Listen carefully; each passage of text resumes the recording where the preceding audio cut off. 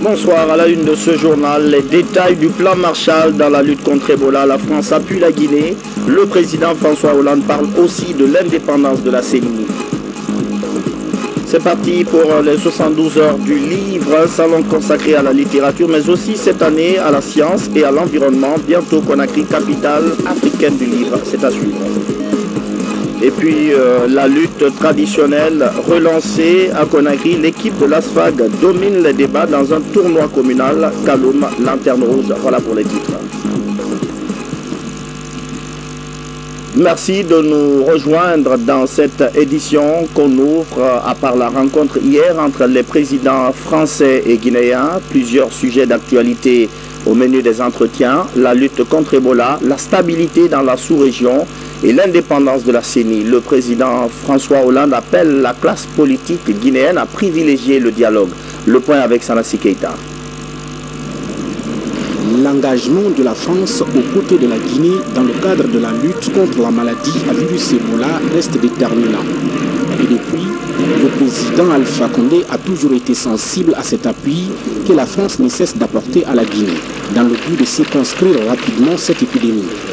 C'est dans cette dynamique justement que le président de la République française a reçu en audience son homologue guinéen. François Hollande et professeur Alpha Condé ont échangé sur les points clés des résultats issus de la rencontre de Washington qui visait à soutenir les pays victimes de la maladie à virus Ebola, à redresser leur économie. Les trois pays, Libéria, Sierra Leone et Guinée, nous sommes mis d'accord de présenter un programme régional pour arriver à Ebola 0. Et aussi demander l'annulation de la dette et un plan Marshall. Donc je suis venu aussi demander le soutien de la France pour ces différentes revendications et aussi présenter pour ce qui est arrivé ce matin avec la tentative d'assassinat.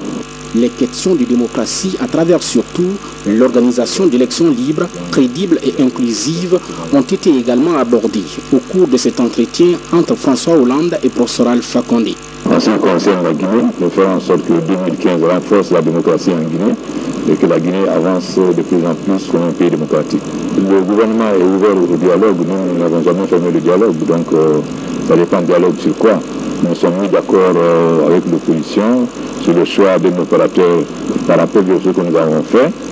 Et ensuite, nous n'avons jamais discuté de l'élection des élections locales. D'autant plus que depuis 2005, il n'y a pas eu d'élection locale. Et puis, il y a 38 délégations, dont 8 avaient été fait contre moi avant que je sois président. Et il y a 38 sur 300. Donc, il n'y a jamais eu de discussion sur les locales. Par contre, évidemment, la Constitution guinéenne impose que les élections présidentielles aient lieu à une date précise, sinon il n'y a plus de pouvoir. Et la CENI, nous voulons une CENI technique, et c'est eux qui ont demandé une CENI politique. Et la CENI est élue pour 7 ans, et une fois qu'ils ont prêté serment, ils sont engagés par leur serment. Donc nous sommes ouverts. Mais les manifestations, c'est pacifique, mais quand les manifestations consistent à lancer des pierres, mais nous faisons tout pour qu'il y ait un maintien de l'ordre républicain.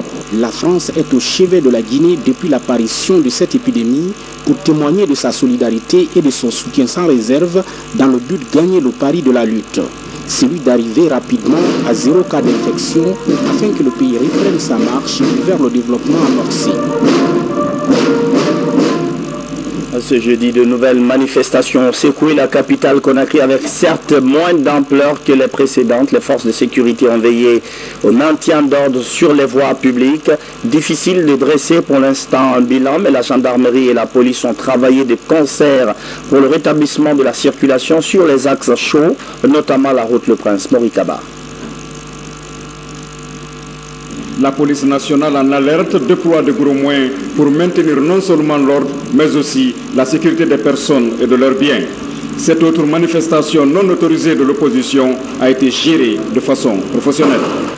Ces jeunes que vous avez vus tous dans la rue plutôt, c'est des jeunes loubards. Ça, ce n'est pas des militants de parti, ça. Aucun leader de parti ne peut dire à son militant de venir mettre l'huile sur le goudron, mettre le feu pour gâter le goudron.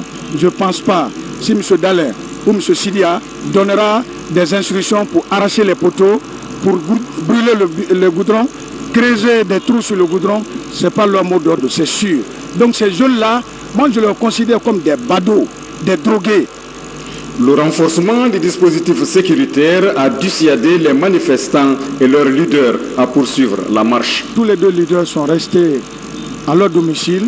Ils ont respecté les consignes du gouverneur de la ville de Conakry. Ils ont respecté les consignes de l'autorité, celle de ne pas sortir avec des militants. Vous constaterez que les leaders sont citoyens comme tout autre. Mais il est interdit de se déplacer avec une foule ou faire des bains de foule. Pour une synergie d'action entre les agents de maintien d'ordre, le ministre de la Sécurité les a exhortés à conjuguer les efforts de protection des citoyens et de leurs biens. Je suis ici pour vous encourager pour le travail professionnel que vous êtes en train de faire. Surtout pour votre synergie d'action avec les services de la police. Travaillez en professionnel, respectez les citoyens, mais mettez l'ordre tel que vous avez appris dans vos écoles.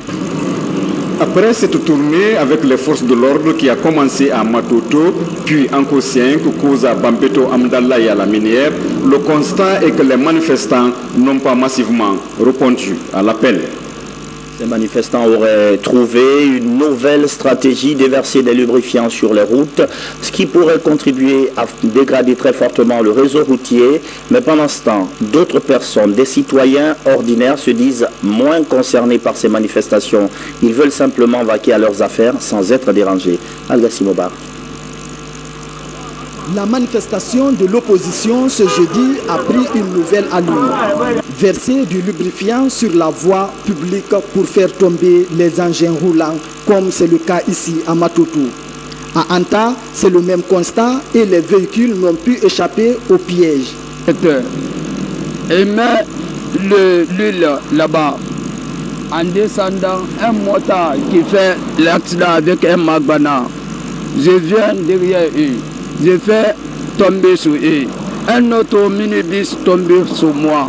Un auto personnel, Mercedes, Benz, il a fait tomber sur Magbana. Un autre véhicule encore.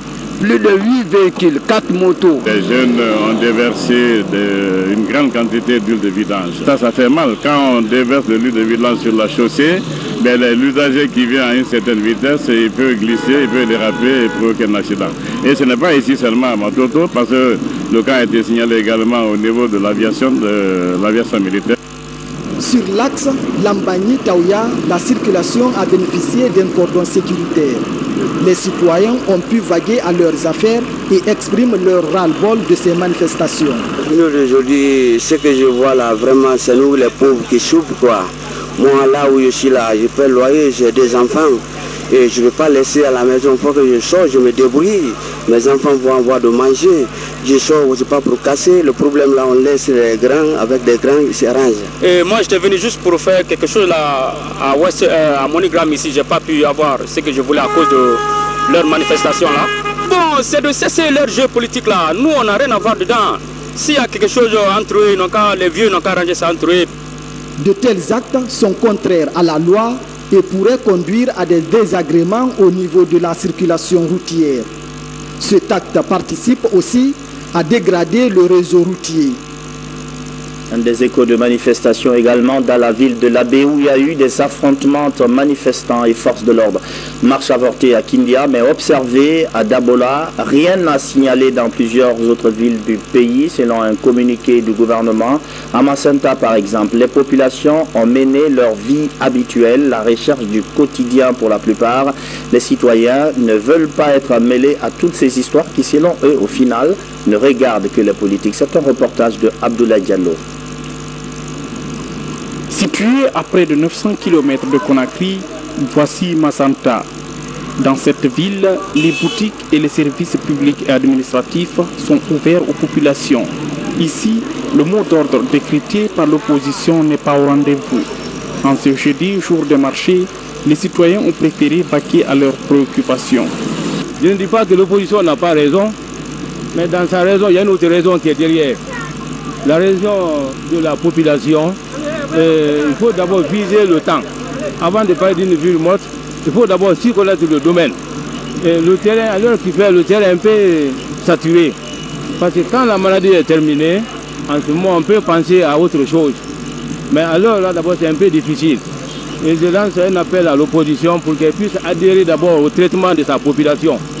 Avant de penser alors, au pouvoir, il faut passer à la base, à la population. Le pouvoir c'est bon, mais la population est plus bonne d'abord que le pouvoir. Selon certains citoyens, l'heure n'est pas aux manifestations ni aux journées villes mortes, mais plutôt les Guinéens doivent s'unir pour regarder la Guinée en face et de discuter des questions de développement. Un pays frappé depuis plus d'1 an par l'épidémie à virus Ebola. Les journées mortes, bon, ouais, les gens peuvent dire ce qu'ils pensent, mais il faut aussi prendre en compte les vraies préoccupations de la population, et qui sont surtout les problèmes de développement.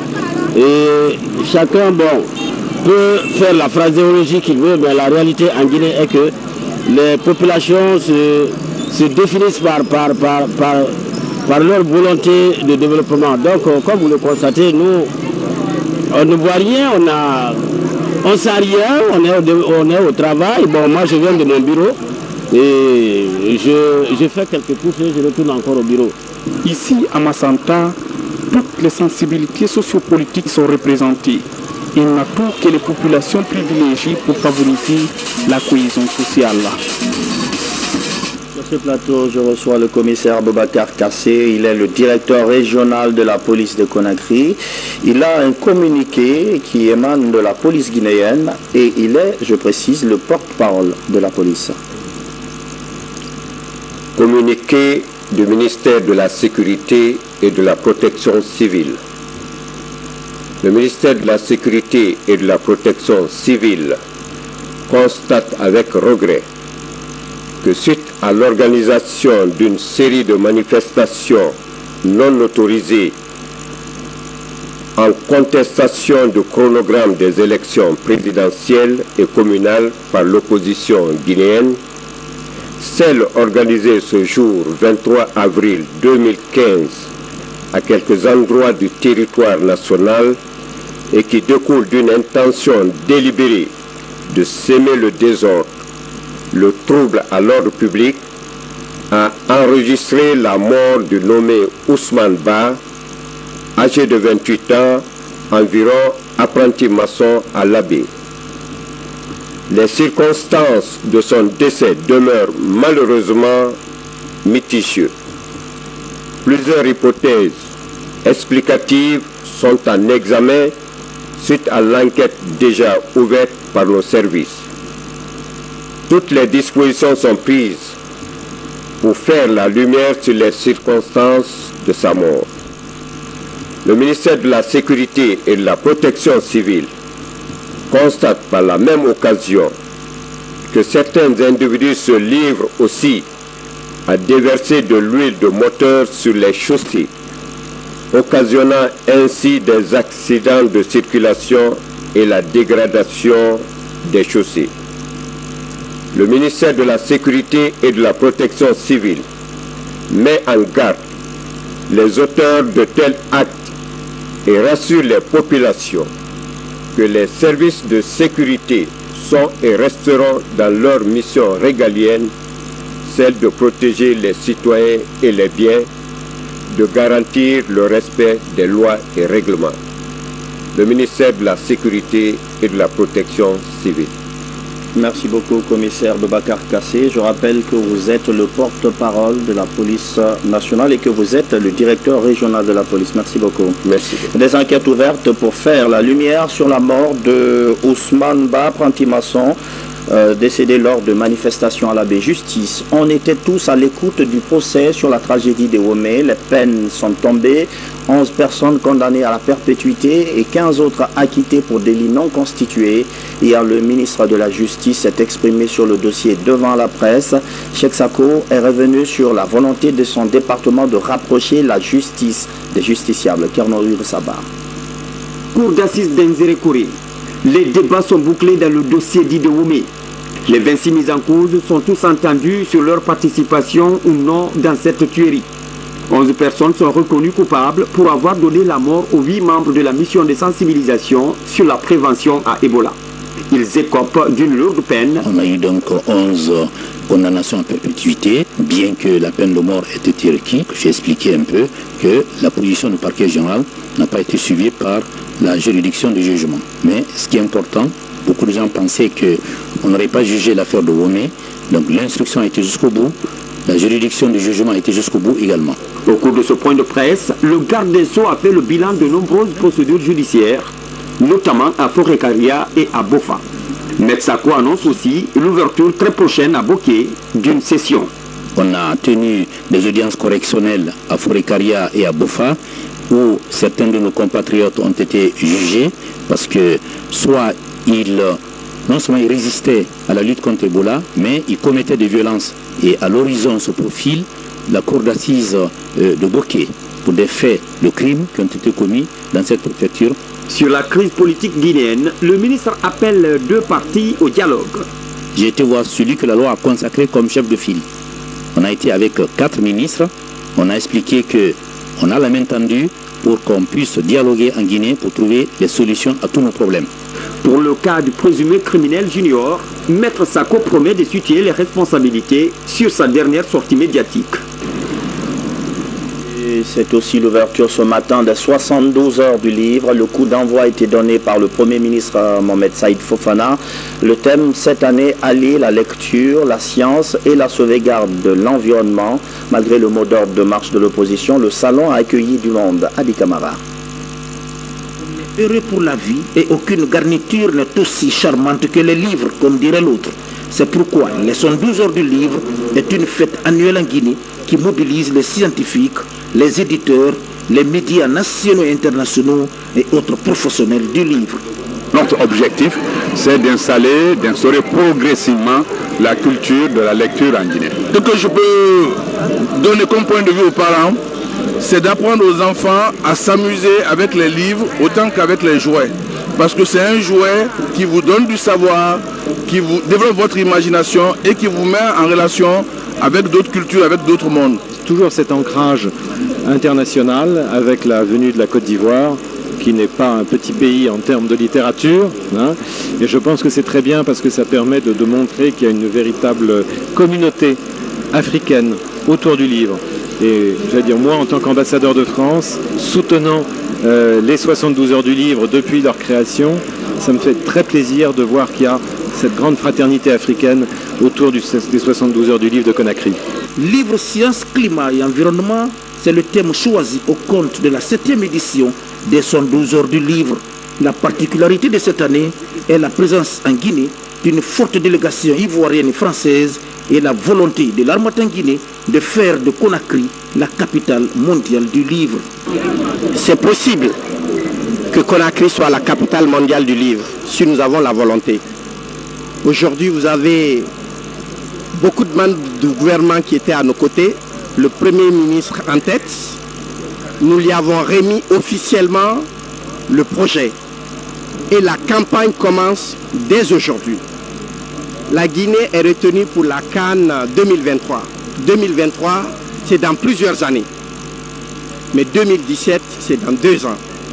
Si nous acceptons de soutenir cette initiative, nous aurons des médiathèques, nous aurons des bibliothèques, nous aurons des points de lecture.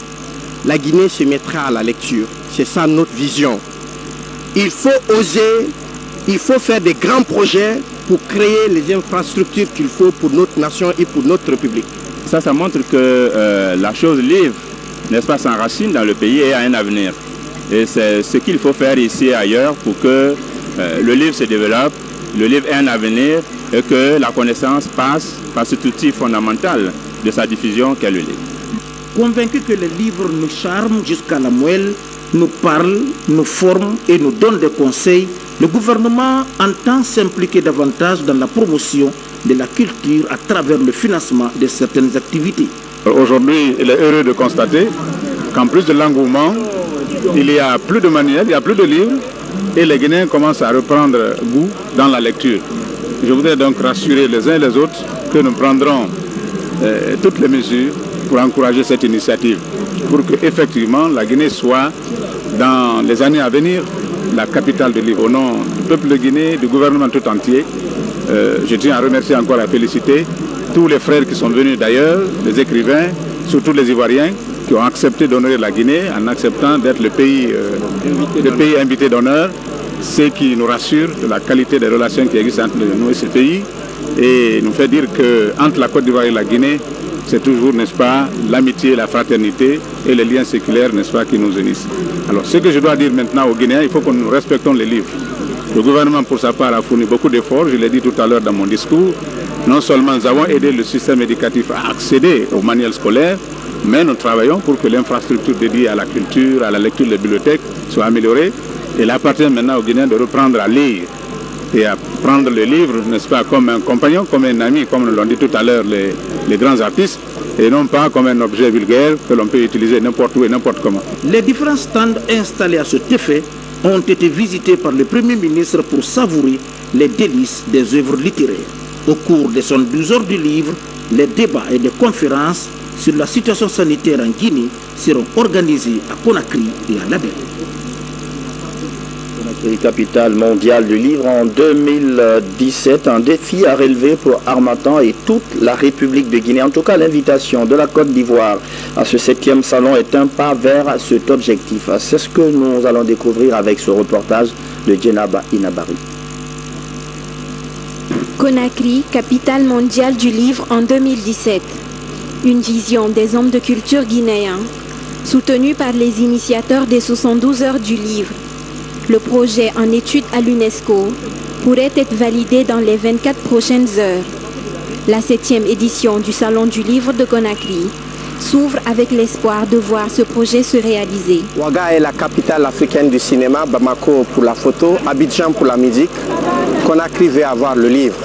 C'est ça notre ambition depuis la première édition. Puis les Guinéens ont soif de la lecture. C'est le pays de Laye Camara, c'est le pays de Tchernomone Nembo.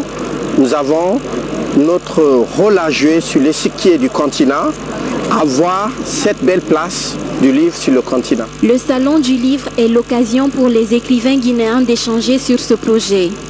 Il est officiellement présenté au gouvernement qui manifeste sa volonté de soutenir cette initiative. Pour les hommes de culture, l'objectif est de faire du livre un autre vecteur de développement. En cas de validation, tous les éléments du secteur du livre seront mis en branle pour que le livre, enfin, soit un vecteur de développement. En attendant la possible validation du projet Conakry, capitale mondiale du livre en 2017, les écrivains guinéens sont confiants des atouts du pays. La Guinée a déjà le soutien de la Côte d'Ivoire, invité d'honneur des 72 heures du livre de Conakry. Cet espace de promotion littéraire accueille cette année 50 000 invités selon les initiateurs. Coopération Guinée-Maroc, 5 étudiants guinéens vont prendre part à un forum minier au royaume chérifien. C'est le fruit d'un partenariat entre l'ENIM du Maroc et l'institution d'enseignement supérieur Mohamed VI de Guinée. Le projet permet notamment un échange d'expériences entre les deux parties sur plusieurs questions dont les mines. Martin Francina Delon.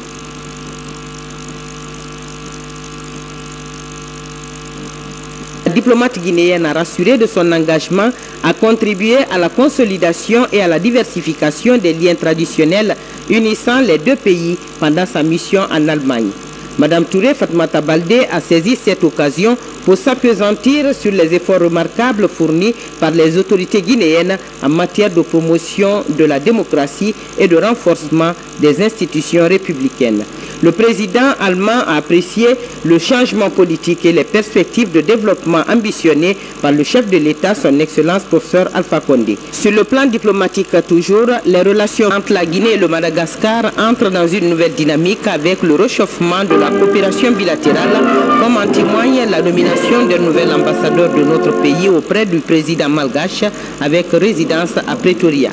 Après la remise de ses lettres de créance et celle de rappel de son prédécesseur, M. Mamadi Camara a hautement apprécié la qualité des relations existant entre les deux pays. Nous avons une grande expérience dans le secteur minier avec l'exploitation de la bauxite depuis les années 60. Donc c'est l'une des pistes de coopération. Ce n'est pas la seule. On peut aussi évoquer l'industrie du bois, la pêche et d'autres secteurs. À l'issue de ce tête-à-tête, il a été convenu de la mise en place d'un cadre formel de coopération multisectorielle et de l'organisation des visites de haut niveau pour matérialiser la volonté politique de nos deux chefs d'État. Vous suiviez donc à l'instant ce reportage de Marthe Morat Camara sur la présentation des lettres de créance des deux émissaires guinéens. Nous reviendrons plus tard sur l'élément annoncé, notamment le partenariat entre deux institutions, une du côté du Maroc et une autre du côté de la Guinée. Aujourd'hui prend fin la campagne nationale de vaccination contre la rougeole. Elle a été observée dans la préfecture des Zérékoré. Le centre de santé de Dorota a abrité la cérémonie en présence de plusieurs partenaires sanitaires. Je rappelle que cette campagne a été lancée dans tout le pays depuis 5 jours déjà. Mohamed Salioupaï. 2 mois sans Ebola, c'est le succès enregistré dans la ville d'Nzérékoré. À ces efforts, la rougeole a elle aussi menace 856 enfants. Une campagne de vaccination est donc lancée et cible 710 050 enfants âgés de 6 mois à 10 ans. Je voudrais mettre l'occasion à profit, dans le cadre de la lutte contre la rougeole, lancer un appel aux citoyennes et citoyens, et particulièrement à nos mamans, pour qu'elles se mobilisent en direction des centres retenus pour l'opération relative à cette campagne contre la rougeole dans notre région. 388 équipes sont déployées depuis le 18 avril dans la région d'Nzérékoré. La vaccination est combinée à la supplémentation et au déparasitage pour apporter le soin nécessaire aux tout-petits. Nous avons 1938 agents repartis dans 388 équipes au niveau de toute la région pour pouvoir toucher tous ces enfants. Nous espérons qu'à la fin de la semaine prochaine, c'est-à-dire le 23, nous pourrons toucher le maximum d'enfants, pour ne pas dire 100%, mais nous serons dans les 99% avec la mobilisation qui est en cours. Préserver la santé des enfants est l'un des objectifs du millénaire pour le développement. La Guinée, malgré cet art, consacre 6 jours à la lutte contre la rougeole.